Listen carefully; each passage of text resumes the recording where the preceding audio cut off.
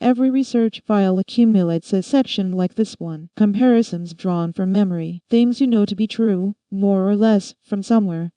In the Monk's Mound file, that section was an annex on cannon deposits elsewhere in a world. It carried a banner across the top, ungraded, unsourced, map for citation.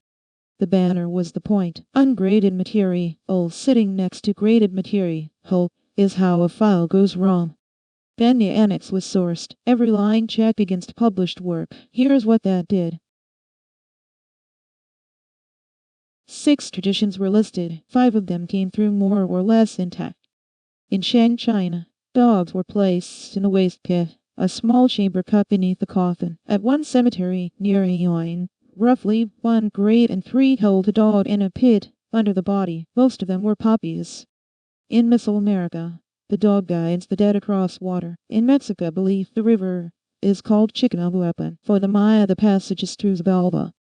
And in the Green River Valley of Kentucky, at a shell midden called Indian Knoll, excavators recorded 23 dog burials. Some were buried alone, with the same care given to people. Others were buried with adults and with children.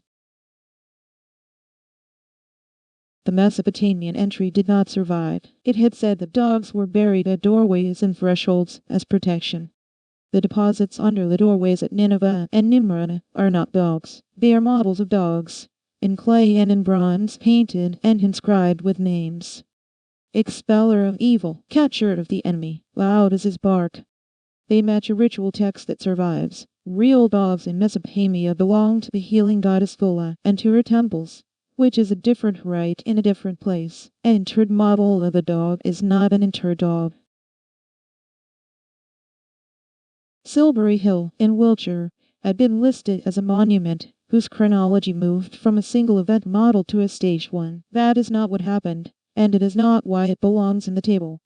The redating paper says it plainly. Silbury is too valuable to take apart. Its chronology rests on samples taken from tunnels and from chance exposures.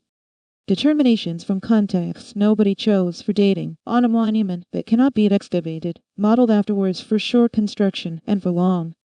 That is the Monk's Mound problem in another country 1800 years earlier.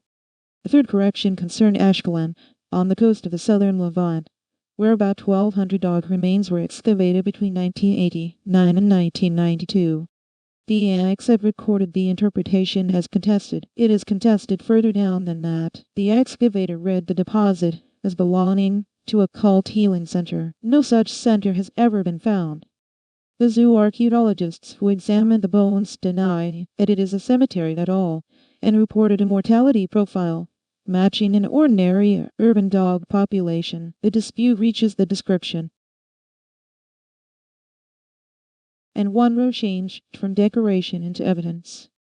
In 1970, one zoologist measured the Monk's Mound dog and placed it within the range of Hogg's archaic shell.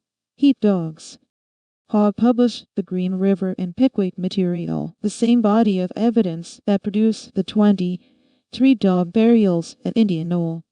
So the comparison is not a loose analogy to a general type. It is a measurement against a specific excavated assemblage. It still does not date the burial, but it is a better anchored statement than it looked. One caution governs all of it. Recurrence across traditions with no plausible contact argues for an idea available independently to many people, not for transmission between them. Dogs alive at the edge of settlement. They meet the stranger at the door. A threshold is a threshold everywhere. The table is useful as context and useless as argument, which leaves the comparison that does carry weight. And it is not about dogs at all. Poverty Point, in Louisiana, a mound of 238,000 cubic meters raised in no more than 90 days. That was not established by radiocarbon precision. It was established by looking at the fill and finding no erosion surfaces, no soil formation, and no stages. At Monk's Mound, the stages are counted from Russ. Colored bands read as stabilized surfaces. Poverty Point shows what the absence of such surfaces looks like when somebody who's in checks. That is the transferable finding, not a list of dog burials in other hemispheres. A sourcing path that changes nothing has not been done. This one corrected 3 statements, weakened one parallel, strengthened another, and turned a decorative row into a piece of evidence.